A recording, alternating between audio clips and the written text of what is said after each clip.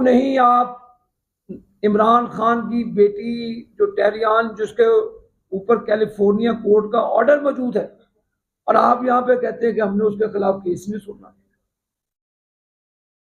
ये दोहरा मेयार इंसाफ नहीं चलता।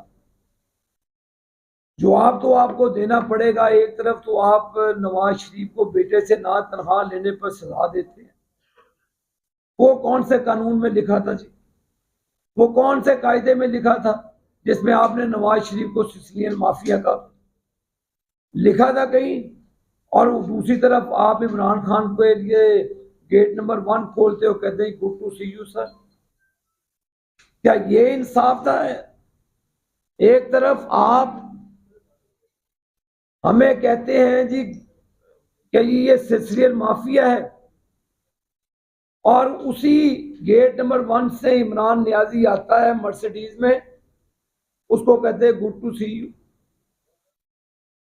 क्योंकि ये दोहरा मेयार इंसाफ का नहीं चलेगा। यहां पर 9 मई के वाकये से ये इसको डिसोन करते हैं। कैसे कर सकते हैं डिसोसिएट अपने आप से? 9 मई के वाकया पर आप मुजरिमों को कह रहे हैं कि आपको खुली छूट है, आपको बेल दी जाती है, और ऊपर से 2-2 साल हमारी बेल के केस नहीं लगते थे। यहाँ पे तो तैयारी बैठी होती है कि केस आए तो 200 केसेस में इमरान नियाजी को जमानत दी जाए।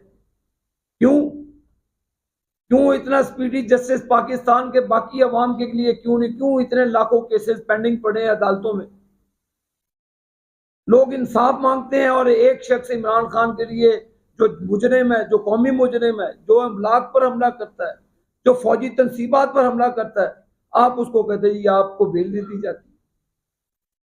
ये कौन सा इंसाफ है? और मुझे ये बताएं, ये कैसे इमरान नियाजी का जो हैंडलर है वो अपनी मर्जी से ट्वीट कर सकता है? अब माशाल्लाह क्रेडिबल साफी हजरात बैठे हैं, को मुझे बताएं, मेरी भी समझ में डालें ये बात, मेरे भी अकल के खाने में डालें बात। एक अपने आप को लीडर कहने वाला शख्स जो कहता है मेरी फैन फॉलोइंग बहुत है, मेरे वोटर्स बहुत हैं, मैं सांस लूं तो बाकी भी लोग सांस लें, अगर मेरा सांस बंद हो तो पाकिस्तान का भी सांस बंद हो जाए। इस किस्म की फैन फॉलोइंग का वो मालिक कहता है जी कि ट्विटर हैंडलर से गलत हो गया। ये आप अपने रुफ़क़ाए कार को अदालतों में बुलाते हैं।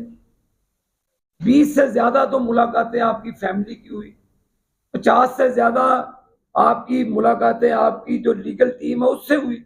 आप कहते हैं जी मैं कहते तन्हाई में हूं।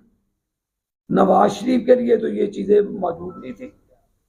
शहबाज शरीफ की बेटी के साथ वो पेशियों पे जाता था। नवाज शरीफ की बेटी मरियम नवाज को तो जेल के अंदर हथकड़ी लगा ली जाती थी, और इसकी बेटी का आप केस नहीं सुन सकते। क्यों नहीं सुन सकते आप इसकी बेटी का केस? क्या हम झूठ बोलते हैं? क्या कैलिफोर्निया की अदालत झूठ बोलती है? एक मनसब पे बैठे शख्स का केस क्यों नहीं अदालत सुन सकती? यहां पर सवालिया निशान है इंसाफ के अदालतों के ऊपर कि अगर टेरियान का केस जाते हैं तो हाई कोर्ट में कहते जी हम नहीं सुनेंगे केस। क्यों नहीं सुनेंगे जी केस? उसके ऊपर फैसला आया हुआ कैलिफोर्निया के केस का, तो डोनाल्ड ट्रंप के खिलाफ केस सुना जाता है। उन्होंने तो नहीं कहा कि हम नहीं सुनेंगे केस को, सुना उन्होंने। नवाज शरीफ के लिए तो आप जीआईटी बना देते हैं, नवाज शरीफ के लिए तो आप इजाजुल हसन का मॉनिटरिंग जज बना देते हैं कि फैसला 10-15 दिन में हो जाए। 10 वॉल्यूम पे मुहित वो खाने बना देते हैं, डब्बे बना देते हैं, और खोदा पहाड़ निकला चूहा बीच में से। फिर बेटे से ना तनख्वाह ली तो निकालने से, और उधर से उसकी बेटी का ओपन एंड शट केस है। मैं बेटियों वाला हूं, लेकिन वो हुक्मरान है इमरान नियाज़ी। हमें हजरत उमर रजी अल्लाह ताला के तर्ज जिंदगी का बताते हैं, हमें उनका हुक्मरानी का नतीजा बताते हैं। रियासत मदीना की बात की जाती है। रियासत मदीना में अगर नजायज बेटी होती तो 70 कोड़े लगने थे और आपको संसार कर देते।